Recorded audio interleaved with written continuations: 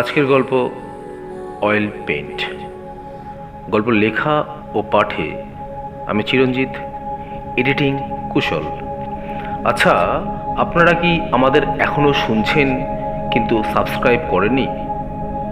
তাহলে please bell আইকনটা press করে যদি আপনারা চ্যানেলটাকে সাবস্ক্রাইব করে দেন, তাহলে আমাদের গল্পের প্রত্যেকটি নোটিফিকেশান সময় মতো আপনাদের কাছে পৌঁছে যায়। শুনুন আজকের গল্প অয়েল পেইন্ট। আচ্ছা, ভূত মানেই তো কেমন একটা গা ছমছমে রোমাঞ্চকর অনুভূতি, না? তাই যারা ভূতে ভয় পায় বা বিশ্বাস করে, তারা যেমন ভূতের গল্প শুনতে ভালোবাসে, ঠিক অন্যদিকে যারা ভূতে একদমই বিশ্বাস করে না বা ভূতে ভয় পায় না, তারাও কিন্তু গোগ্রাসে ভূতের গল্প গেলে আমি খেয়াল করেছি। ভূত আছে কি নেই এই নিয়ে বিতর্ক চলে আসছে আদিকাল থেকে। যখন বিজ্ঞানেরও জন্ম হয়নি, তখন দার্শনিক অ্যারিস্টটল, প্লেটো এদের লেখাতে অধিবিদ্যার উল্লেখ পাওয়া যায়। আসলে বিজ্ঞান কখনো অধিবিদ্যক রহস্যকে ভেঙে চুরে তার ভেতর থেকে সত্যি উদ্ঘাটন করতে পারেনি। তাই আজও সমাজে ভূত, প্রেত, ঈশ্বর সমস্ত ধারণাই মানুষ মনের মধ্যে আঁকড়ে ধরে নিজের মতো করে তাকে নিয়ে বেঁচে আছে। অধিবিদ্যা যেদিন দর্শনের গণ্ডি পেরিয়ে বিজ্ঞানের অণুবীক্ষণ যন্ত্রের তলায় চুলচেরা বিশ্লেষণে পরীক্ষার সম্মুখীন হবে, সেদিন হয়তো তার সত্যি মিথ্যে প্রমাণিত হবে। কিন্তু তাও যেন একটা প্রশ্ন কোথায় থেকেই যাচ্ছে। প্রস্তর যুগের মানুষও তো ভূতে বিশ্বাস করত, কেন? তারা তো দর্শনের এত তত্ত্বও জানতো না। তারা ছিল প্রকৃতির পূজারক। প্রকৃতির না জানা সব বিষয়কেই তারা ভয় পেত, তাই তাদের সন্তুষ্ট করতে পুজো দিত। এমন অনেক প্রমাণ গুহাবাসী মানুষের সভ্যতায় পাওয়া গেছে, যা থেকে এটা প্রমাণিত হয় যে তারা ভূতে বিশ্বাস করত। প্রাচীন সভ্যতায় বহু গুহাতে এমন অনেক কবর আবিষ্কৃত হয়েছে, যেখানে দেখা যাচ্ছে মানুষটা মারা যাবার পর তার হাত পা ভেঙে তাকে কবর দেওয়া হতো। কেন? তবে কি তারা বিশ্বাস করত সেই মানুষটা ভূত হয়ে আবার কবর থেকে উঠে আসতে পারে? নাকি এটা শুধুই একটা মিথ? এটা না হয় হলো, কিন্তু মিশরের পিরামিড, সেখানেও তো ফেরাও মারা যাবার পর তার ব্যবহার্য সমস্ত জিনিসের সঙ্গে তার প্রিয়তমার রানী, এমনকি সৈন্য সামন্তদেরও জীবিত কবর দেওয়া হতো। প্রাচীন মিশরীয়দের ধারণা ছিল ফেরাওরা মৃত্যুর পরেও রাজত্ব করে। তাহলে এক্ষেত্রে কি ভৌতিক ধারণাটা খুব ভুল? আর তুতেনখামেনের অভিশপ্ত সমাধির কথা তো সবাই জানে। যারা প্রথম সেখানে ঢুকেছিলেন সবাই কোনো না কোনোভাবে অপঘাতে মারা গেছেন। যদিও কোনো কোনো প্রত্নতাত্ত্বিক বলেন ওই সমাধিক্ষেত্রে রেডিও অ্যাক্টিভিটি ছড়ানো ছিল, কিন্তু সেটাও কি সত্য, বিশ্বাসযোগ্য? তাহলে মাদাম কুরি, পিয়ের কুরি, যারা প্রথম রেডিও অ্যাক্টিভিটি আবিষ্কার করলেন এবং যার জন্য নোবেল পেলেন, তাদের কৃতিত্ব ছোট হয়ে যায় না? সেটা কি সম্ভব? তাই আদিকাল থেকে এর মীমাংসা হয়নি। জানি না ভবিষ্যতেও হবে কিনা। এত গৌরচন্দ্রিকা করছি কারণ তার পিছনেও একটা কারণ আছে। বিজ্ঞানের ছাত্র আমি, বরাবরই ভূত প্রেতে অবিশ্বাস করে এসেছি। ঈশ্বরও যে খুব একটা বিশ্বাস ছিল তা নয়, তবে পরীক্ষার রেজাল্ট বেরোনোর আগে একটু আধটু ডাক্তার নেই আর কি। যাই হোক, কলেজের গণ্ডি পার করে চাকরি পেলাম সুদূর বেঙ্গালুরে। হ্যাঁ, বেঙ্গালুরুর নাম তখন বেঙ্গালুরই ছিল। একটা সফটওয়্যার কোম্পানিতে চাকরি, ঝাঁ চকচকে অফিস। অবশ্য তার আগে সেখানের পৌঁছানোর বিবরণটা দিই, সেটা বড়ই হাস্যস্কর। নিম্ন মধ্যবিত্ত ফ্যামিলির ছেলে আমি, সেই কিনা চাকরি জোটালাম এমএনসিতে। কলকাতায় ইন্টারভিউতে পাশ করলে ওরা প্লেনের টিকিট ধরিয়ে দিল ব্যাঙ্গালোর যাওয়ার জন্য, জয়নিং ওখানেই। নির্দিষ্ট দিনে গিয়ে পৌঁছালাম দমদম এয়ারপোর্টে। সারা জীবন তো প্লেনকে আকাশেই উঠতে দেখেছি, আজ চড়ব, উফ কি মজা। কিন্তু মজা বেশিক্ষণ স্থায়ী হলো না। তখন বোর্ডিং পাস নির্দিষ্ট এয়ারলাইন্সের কাউন্টার থেকেই নিতে হতো। লাগেজ জমা দিয়ে বোর্ডিং পাস নিয়ে সিকিউরিটি চেকিংয়ের জন্য অপেক্ষা করতে লাগলাম। বোর্ডে নির্দিষ্ট ফ্লাইট নম্বরের পাশে সিকিউরিটি চেকিং কথাটা ফুটে উঠলে লোকের পেছন পেছন এগিয়ে গেলাম চেকিং গেটের দিকে। চেকিংয়ের পর নির্দিষ্ট একটা স্থানে অপেক্ষা করতে লাগলাম। তারপর আবার বোর্ডে নির্দিষ্ট ফ্লাইট নম্বর এবং পাশে অ্যারাইভাল গেট নম্বর ফুটে উঠলে সবার পিছন পিছন এসকেলেটর দিয়ে ফার্স্ট রোডে উঠে এরোব্রিজ দিয়ে ঢাউস একটা প্লেনের পেটের মধ্যে সেঁধিয়ে গেলাম। ইকোনমি ক্লাসে সিট কিন্তু আমারটা জানলার ধারে। যেই না প্লেন রানওয়ে ধরে দৌড় শুরু করেছে টেক অফের জন্য, ভয়ে চোখ বুজে ফেললাম। তারপর চোখ খুলে দেখলাম কখন যেন মেঘের দেশে পৌঁছে গেছি। উড়ি বাবা, এত কষ্ট প্লেনে চড়তে, জানতাম না তো। পাশের সিটের সহযাত্রী হেসে জিজ্ঞেস করলো, ফার্স্ট টাইম? আমি একটু বোকা বোকা হেসে উত্তর দিলাম, হ্যাঁ। একটু পর এয়ার হোস্টেস এসে চকলেট আর কফি দিয়ে গেল। তারপর দেখলাম দুজন এয়ার হোস্টেস খাবার ট্রলি নিয়ে খাবার দিতে দিতে এগিয়ে আসছে। আমার কাছে এসে জিজ্ঞেস করলো, ইন্ডিয়ান না কন্টিনেন্টাল? আমি ভাবলাম ইন্ডিয়ান তো রোজই খাই, একটু কন্টিনেন্টাল চেখে দেখা যাক। কিন্তু তা যে এমন জঘন্য হবে কে জানতো। সবই যেন সেদ্ধ সেদ্ধ খাবার। প্লেনের খাবারটাও মাঠে মারা গেল। ভাবলাম আর একবার না হয় ইন্ডিয়ান চেয়েই দেখি, কিন্তু লজ্জায় পারলাম না। আর চাইলেও কি দিত কে জানে। খাবার শেষে যে ট্রেটা দিয়েছিল তার মধ্যে একটা প্যাকেট পড়েছিল, সেখানে লেখা ছিল মাউথ ফ্রেশনার। আমি তো পাসপাস মিঠা সুপারি অনেক খেয়েছি, তাই ভাবলাম এটাও মনে হয় খেতে হয়। প্যাকেটটা ছেড়ে দেখলাম কি এটা ভিজে নেতার মতো, মুখে পুড়ে দিলাম। এ মা, কি তেতো! সঙ্গে সঙ্গে বমি উঠে এলো। তাড়াতাড়ি মুখ থেকে বার করে ফেলে দিলাম। পরে দেখলাম সবাই খাবার পর ওটা দিয়ে মুখ মুছছে। ততক্ষণে প্লেন ব্যাঙ্গালোরের আকাশে পৌঁছে গেছে। এয়ার হোস্টেস মাইকে অ্যানাউন্সমেন্ট করলেন সিট বেল্ট বেঁধে নিতে। আমার সেই মারাত্মক ভয়ানক হরেবল প্লেন যাত্রা শেষ হলো। তখন ব্যাঙ্গালোর এয়ারপোর্ট অন্যদিকে ছিল। আমাকে নিতে একটা ছেলে এসেছিল এয়ারপোর্টে। আমার নাম লেখা প্ল্যাকার্ড নিয়ে সে এক্সিট গেটে দাঁড়িয়েছিল। ছেলেটি বাঙালি, আমার অফিসেই কাজ করে। ওর সঙ্গে গিয়ে উঠলাম কোম্পানির ফ্ল্যাটে। থাকার ব্যবস্থা বেশ ভালো, বেশ বড় ঘর, অ্যাটাচ টয়লেট।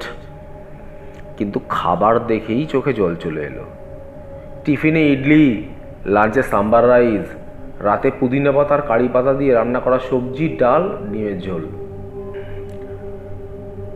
ডিমের ঝোলে পুদিনা পাতা আর কারি পাতার এতই গন্ধ থাকতো যে আমি ডিমটাকে তুলে নিয়ে জলে ধুয়ে তারপর খেতাম। এরপর তো আছে ভাষাগত অসুবিধা। খুব ভালো ইংরেজি বলতে পারতাম না বলে কারোর সাথে তেমন মিশতেই পারতাম না। কতবার মনে হয়েছে কাজ ছেড়ে দিয়ে বাড়ি চলে যাই, কিন্তু পরিবারের সবার কথা ভেবে পারিনি। বাবার কষ্টার্জিত মুখটা বড্ড মনে পড়ে গেছে। তাই দাঁতে দাঁত চেপে পড়ে থেকেছি হাজার অসুবিধা উপেক্ষা করে। তারপর একদিন কিভাবে যেন নিজের অজান্তেই মানিয়ে নিয়েছি। ভালো গান গাইতে পারতাম গিটার বাজিয়ে, তাই হয়ে উঠেছি সবার প্রিয়। আমার গৌরব নামটাকে ওরা আদর করে ডাকে গৌড়া। আজ এই গৌড়া ওদের চোখের মণি। গল্পটা এই অবধি খুবই সাদামাটা, হয়তো অনেকের জীবনের গল্পের সঙ্গেই মিলে যাবে। এবার সেই গল্পে গিয়ে পৌঁছাবো যার জন্য শুরুতেই এত গৌরচন্দ্রিকা করেছিলাম। একদিন অফিসে গিয়ে শুনলাম আমাকে সম্পূর্ণ একা একটা প্রজেক্টের দায়িত্ব দিয়ে আহমেদাবাদ পাঠানো হচ্ছে। ওখানকার অফিসে গেলেই প্রজেক্ট ডিটেল পেয়ে যাব। ডিসেম্বর মাস, যদিও ব্যাঙ্গালোরে তেমন শীত পড়ে না, তবুও তো ফেস্টিভ মান্থ। বিটিএস ব্যান্ড আসবে, আগের থেকে টিকিট কাটা ছিল, দেখতে যাব। আর কি, অফিসের কাজ। সবার কাছে বিদায় নিয়ে চললাম আহমেদাবাদ। ওখানে গিয়ে শুনলাম সুরাটে মোড়া বলে একটা জায়গা আছে, সেখানে আমায় যেতে হবে একটা কোম্পানির টোটাল লেবারের ডিটেল তোলবার জন্য। বেশ সময় সাপেক্ষ ব্যাপার, মাসখানেক লাগতে পারে, মাস দুয়েকও লাগতে পারে। আর কি, অফিসের গাড়ি নিয়ে বেরিয়ে পড়লাম মোড়ার উদ্দেশ্যে। বিশ্বাস করুন, এত বড় ইন্ডাস্ট্রিয়াল এরিয়া আমি এর আগে চোখে দেখিনি। অন্তত 1000 স্কোয়ার কিলোমিটার তো হবেই।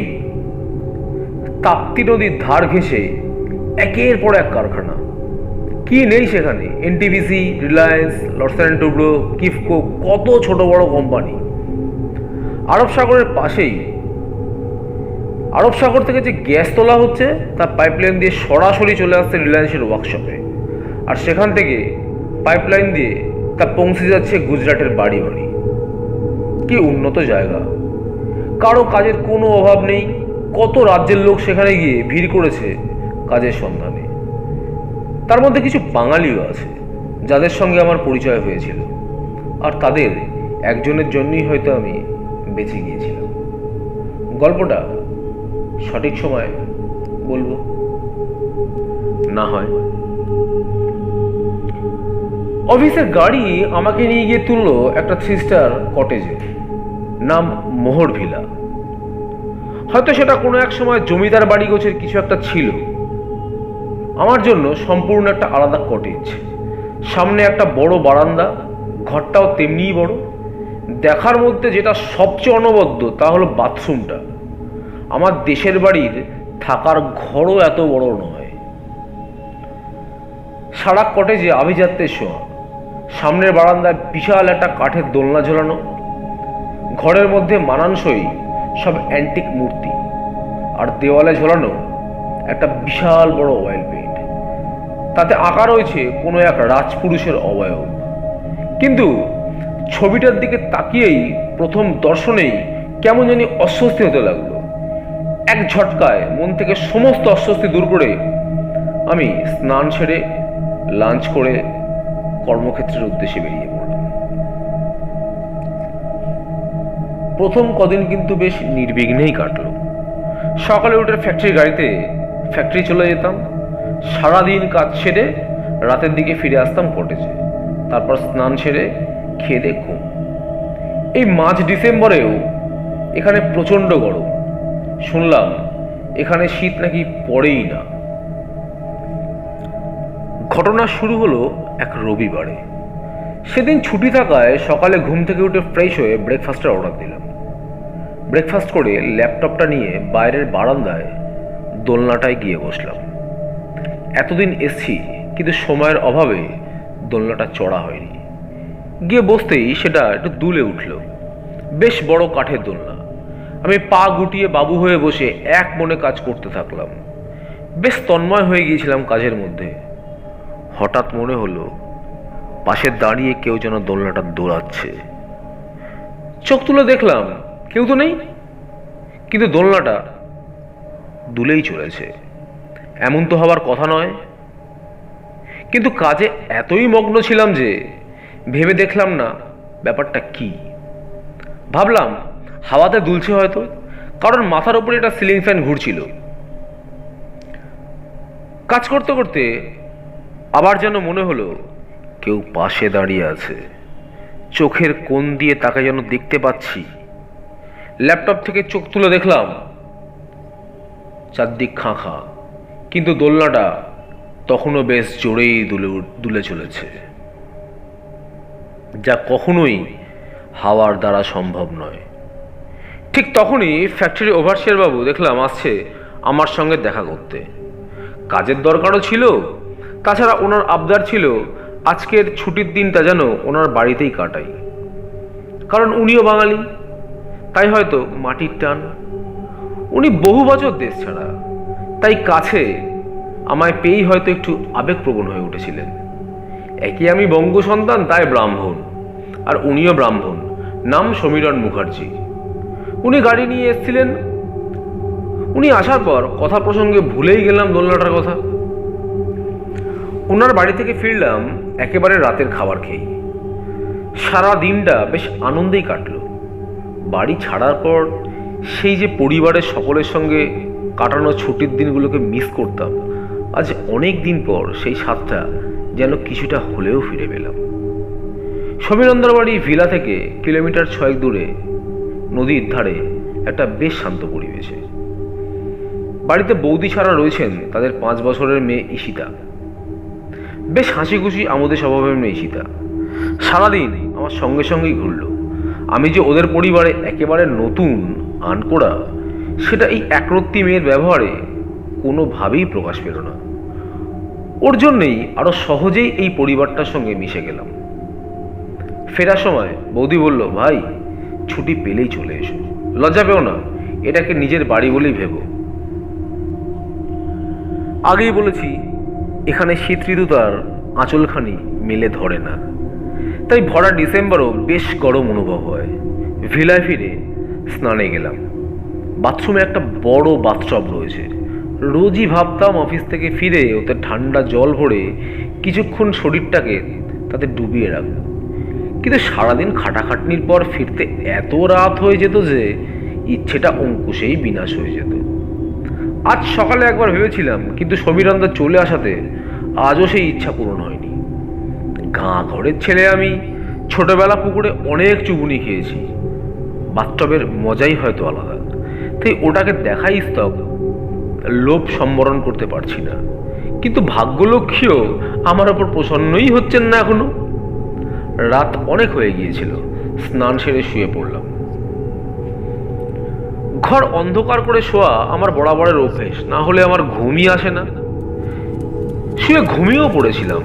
কত রাত হবে জানি না, মনে হলো কে যেন খলখলিয়ে হেসে উঠল। মৃদু পায়ের আওয়াজ করে কে যেন ঘরের এক প্রান্ত থেকে অন্য প্রান্তে দৌড়ে গেল। তারপর আবার সব নিস্তব্ধ।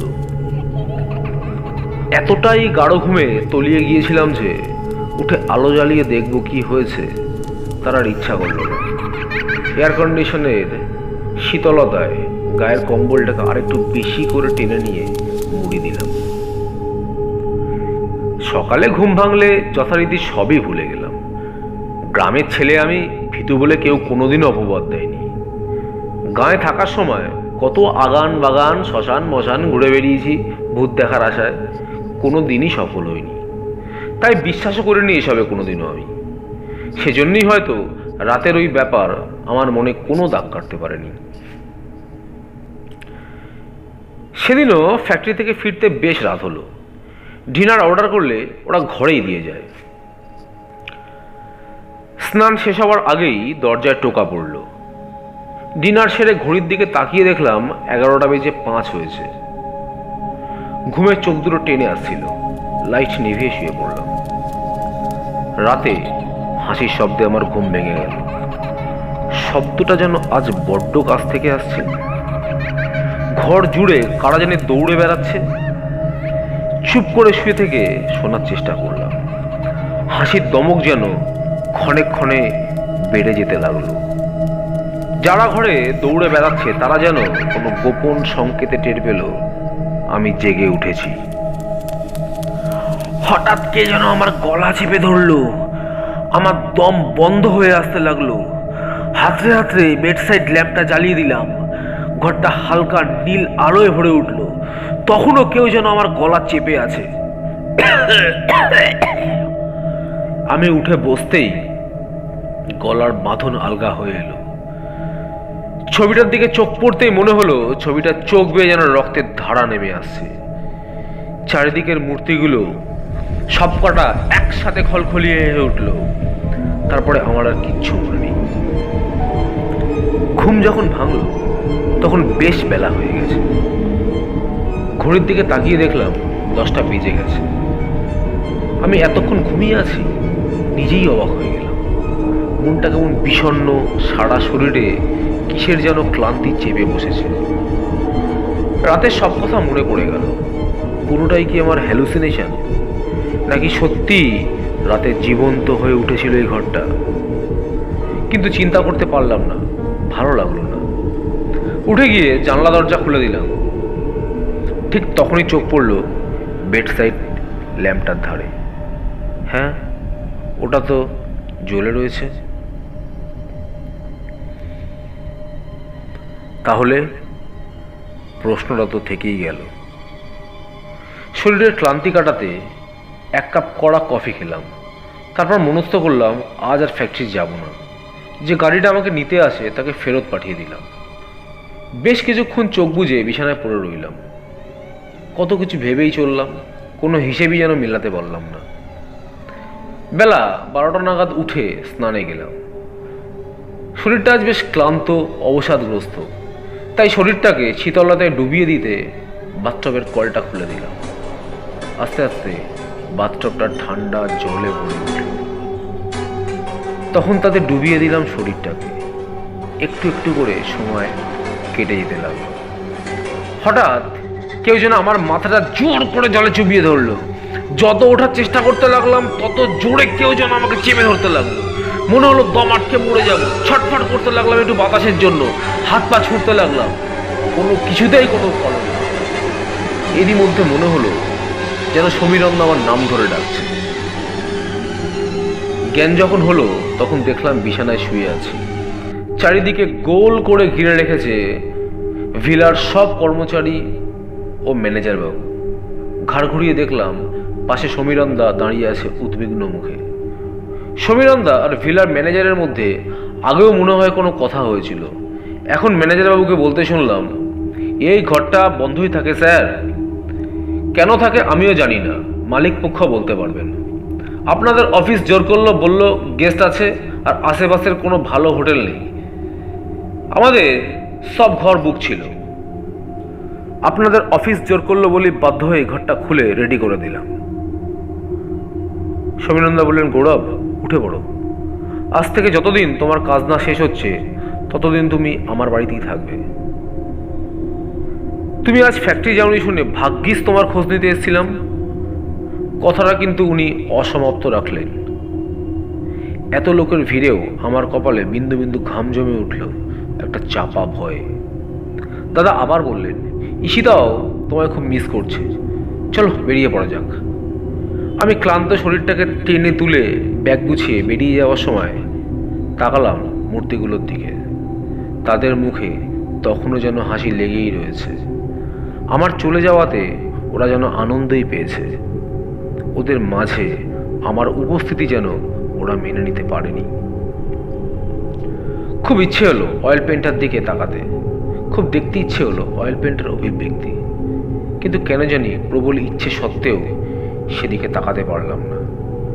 মনে হলো থাক না, কালের গর্ভে নিমজ্জিত হয়ে ওরা। শান্ত পায়ে অশান্ত মন নিয়ে সমীরন্দার সঙ্গে হেঁটে গিয়ে ওনার গাড়িতে উঠলাম।